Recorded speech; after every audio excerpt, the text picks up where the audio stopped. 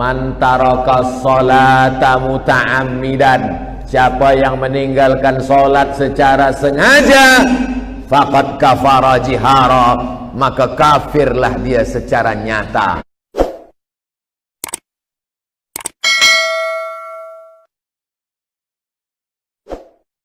Man taraka sholata muta'ammidan, siapa yang meninggalkan solat secara sengaja, faqad kafara jihara, maka kafirlah dia secara nyata. 2. La kafarata laha illa dzalik, solat tak boleh ditebus dengan haji, solat tak boleh ditebus dengan zikir.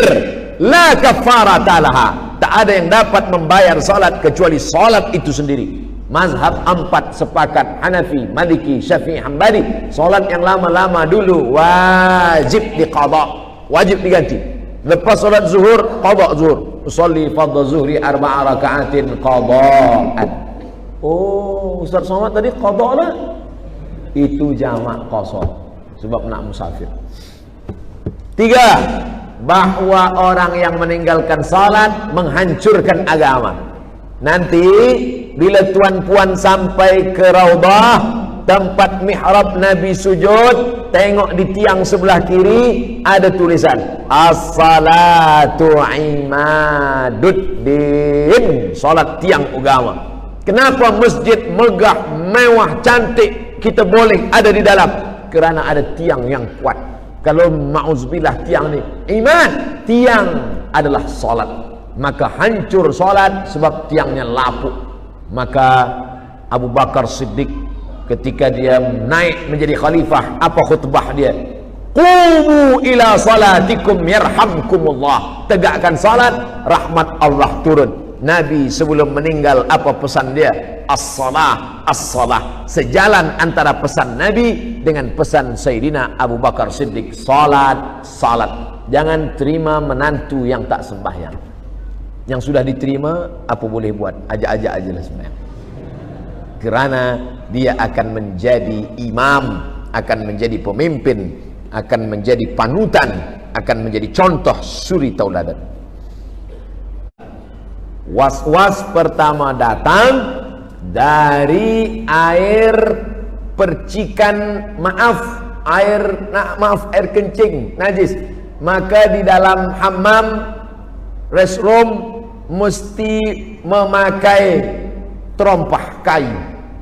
Dululah, sekarang yang buat terompah kayu lagi dipakai. Supaya apa? Sebab a'zamul waswasah, sebahagian besar was-was itu datang daripada bilik, daripada mirhat, kena ada percikan air najis. Oleh sebab itu segala yang kecil dijaga. Selepas itu kita akan menghadap Allah Subhanahu wa taala, membaca a'udzubillahi minasyaitonir rajim, ta'awuz. Setelah itu membaca qul a'udzu birabbin nas, malikin nas, ilahin nas, min syarril waswasil khannas alladzi waswisu fi sudurin nas minal jinnati wan nas. Selepas itu menghadap Allah Subhanahu wa taala, sallu salatal muwaddi', anggaplah itu salat yang terakhir. Setelah itu serahkan kepada Allah. Datang macam-macam, la yukallifullahu nafsan illa wus'aha. Nabi punya anak namanya Fatimah. Sayyidatuna Fatimah punya anak namanya Sayyidina Husain. Husain punya anak namanya Sayyidina Ali. Muskil, datuknya Ali, cucunya Ali. Bila disebut dua Ali, Ali mana? Ali satu apa Ali dua? Maka untuk membezakan antara datuknya Sayyidina Ali dengan cucunya Ali, ditambahlah laqab Ali Zainal Abidin. Ali Zainal Abidin masuk mirhat, tempat qada hajat. Lepas keluar dari situ dia nak sembahyang, dia lepas bajunya, dia ganti baju baru. Anaknya bertanya, ayahanda Ali Zainal Abidin, ya, kenapa baju yang masuk tadi keluar diganti, bersalin baju dengan baju yang baru? Kerana aku takut kaki lalat yang hinggap tadi membawa najis. Kaki lalat, kita kadang kaki kambing pun tak peduli. Begitu halusnya Aku takut kaki lalat tadi yang hinggap di pakaianku. Padahal kalau menurut fiqh itu ma'fu anhu, kaki lalat ma'fu anhu, tapi lalat 1-2 lah, jangan 1000 lalat. Lalu kata anaknya, Rasulullah sallallahu alaihi wasallam memakai kain yang dalam mirhat restroom tempat qada hajat, dia guna juga di saat salat. Maka Sayyidina Ali Zainal Abidin meninggalkan perbuatannya yang sangat amat warak tadi karena mengikut Nabi Muhammad sallallahu alaihi wasallam. Kisah itu disebutkan dalam kitab, nama kitabnya Tanbihul Mutarrin, peringatan bagi orang-orang yang tertipu, ditulis oleh ulama abad ke-10 Hijrah, namanya Al-Imam Abdul Wahhab Asy-Sya'rani. Rahimallahum ra'an, Allah menurunkan rahmat kepada seorang suami, alladzi aiqadha ahlahu, yang membangunkan istrinya dengan mengambil air. Dia ambil air, dipercikkannya ke wajah istrinya. Oh my darling. Kalau baru-baru nikah lah honeymoon, tapi kalau udah lama disiram aja. Hadis sahih. Rahimallahu ra'an, Allah menurunkan rahmat kepada suami, alladzi aiqadha ahlahu, yang membangunkan istrinya. Lalu bagaimana dengan kami istri? Hadisnya belum habis. Rahimallahum ra'atan, Allah merahmati perempuan, allati aiqazat zawjaha, yang membangunkan suaminya. Beruntunglah tuan-tuan yang mendapatkan istri yang membangunkan, karena itu ciri istri salihah. Apa ciri istri salihah? Allati tu'inu ala imanihi, yang mampu menolong iman. Kalau dia mampu menolong solat kita, dia mampu menolong tazkirah kita, maka itulah solihah. Mudah-mudahan termasuk yang solihah-solihah insyaallah. Bagaimana cara masbuk subuh? Adakah perlu disertakan dengan doa kunut atau tidak? Orang yang mazhab Syafi'i, masuk dia ke masjid,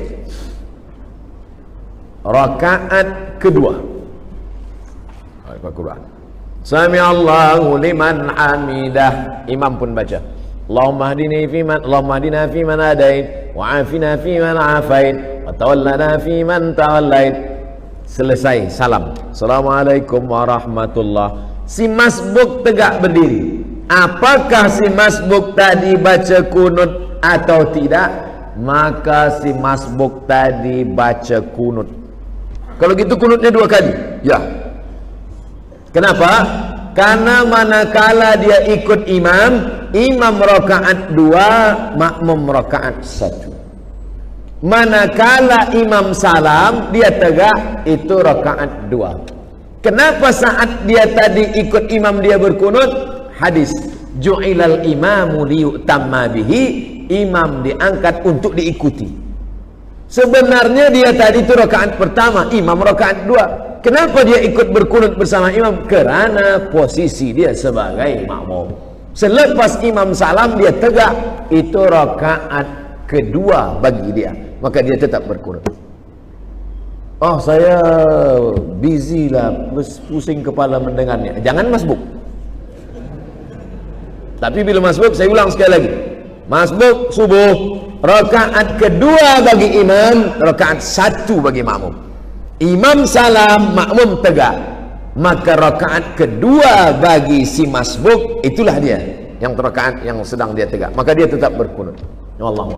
Ma min muslimin yuznibu dzamban, bila ada orang yang buat silap salah dan dosa, summa yatatahhar, setelah itu dia bersuci, paling elok mandi taubat, summa yusalli rak'ataini, kemudian dia salat sunat 2 rakaat, illa ghafarallahu lah, Allah ampunkan dosanya. Setelah membacakan hadis ini, Nabi pun membacakan ayat, walladzina idza fa'alu fahishatan aw zalamu anfusahum dzakarullah fastaghfaru lidzunubihim. Orang-orang yang silap salah kemudian dia bertaubat dan minta ampun kepada Allah, maka Allah mengampunkan dosanya. At-taibu minadz dzambi kama la dzambalah. Orang yang taubat dari dosa seakan-akan seolah-olah tidak berdosa.